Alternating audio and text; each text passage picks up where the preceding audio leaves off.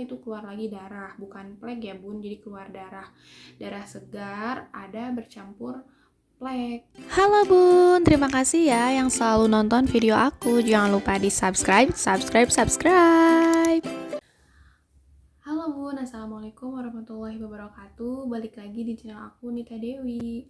Oke bun, di video kali ini aku tuh bakal sharing pengalaman kehamilan aku di trimester pertama. Jadi aku tuh bakal sharing pengalaman aku di trimester pertama di anak ketiga. Jadi aku tuh punya anak seharusnya 3. Yang pertama tuh alhamdulillah sehat. Yang kedua tuh udah aku share pengalaman aku keguguran yang anak kedua. Nah yang ketiga ini aku bakal sharing juga ke bunda pengalaman kehamilan aku yang ke anak ketiga. Tapi qadarullah anak ketiga pun gak bisa diselamatin. Disclaimer lagi ya bun, jadi aku tuh punya riwayat kandungan lemah. Jadi buat bunda yang punya riwayat kandungan lemah, aku meminta untuk bed rest total ya bun, ditambah suplemen atau vitamin kehamilannya diminum, jangan sampai enggak, karena itu sepengaruh itu sih vitamin juga sama bed rest total, dan pikiran sih jangan sampai stres gitu ya bun. Ya jadi kali ini aku tuh bakal sharing pengalaman keguguran aku di anak ketiga. Jadi bun, kalau di video sebelumnya aku tuh sharing pengalaman keguguran anak aku yang gak dikuret sama sekali dan keluar di rumah. Jadi yang anak ketiga aku tuh punya pengalaman juga. Semoga bunda-bunda bisa mengambil hikmah dari pengalaman cerita aku yang anak ketiga ini ya bun. Jadi waktu itu aku tuh hamil anak ketiga, sama juga aku gak ngerasain kayak mual muntah. Jadi pas anak ketiga tuh aku tes pack udah 2 bulan ya bun. Terus udah gitu udah 8 minggu aku tes pack, terus aku ke bidan, ternyata iya benar hitungannya pas. Nah setelah itu di pas ke 9 minggunya itu aku ngerasain kayak perut aku nggak enak aja gitu ya.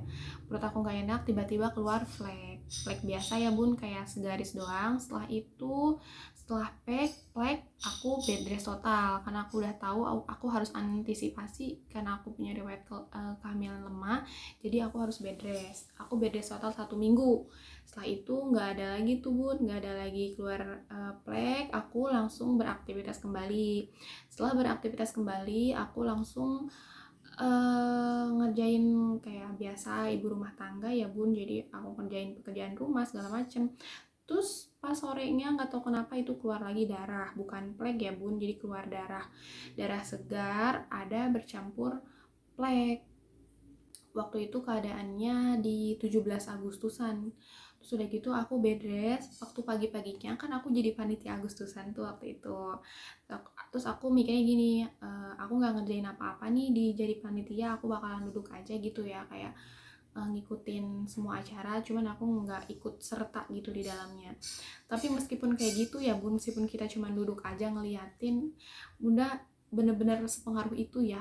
Itu bener-bener keluar darah banyak yang tadinya cuman plek darah segaris itu jadi plek darah sepembalut, jadi full sepembalut tuh full keluar darah.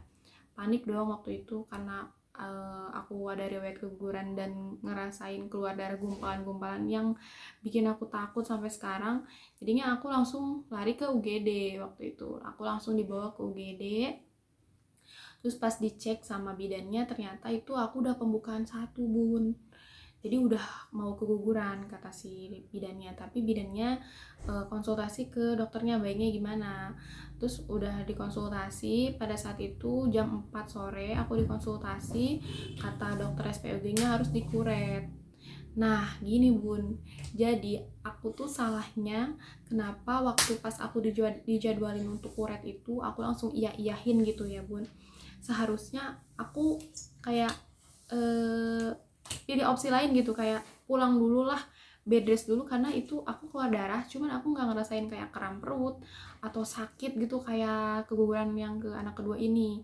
Aku nggak ngerasain sakit perut atau kram perut ya bun, aku masih baik-baik aja. Dan pas aku tiduran itu darahnya tuh berkurang gitu. Aku nggak mikir ke situ, dan aku juga nggak mikir waktu anak pertama pun aku kan sama tuh keluar darah terus dari trimester 1. Tapi aku nggak kepikiran untuk kayak cari opsi lain deh, cari pilihan lain, kita ke rumah sakit yang lain, USG dulu, jangan langsung dikuret. Aku sama sekali nggak mikir ke situ. Pas itu aku mikir kayak anak pertama pun aku keluar darah, dan aku milih rumah sakit lain gitu, opsi lain. Dan alhamdulillah sampai sekarang anak aku hidup gitu. Aku nggak mikir ke situ, malah aku bilang, oh mungkin bukan rezeki kali ya. Udah, aku langsung dikuret pada saat itu. Jadi sampai sekarang tuh aku mikirnya kayak, ya ampun, coba pada saat itu aku kayak ke rumah sakit yang biasa aku kunjungin pas anak pertama, mungkin masih bisa dipertahankan. Tapi ya udahlah ya, nggak usah ada penyesalan juga, mungkin emang itu udah rencana Allah gitu ya. Terus udah gitu aku langsung dijadwalin kuret jam 10 malam. Jadi jam 4 sampai jam 10 itu aku nggak boleh makan, jadi udah puasa. Terus setelah dikuret aku nggak ngerasain sakit sih, langsung seger gitu, cuman masih ada lemesnya gitu.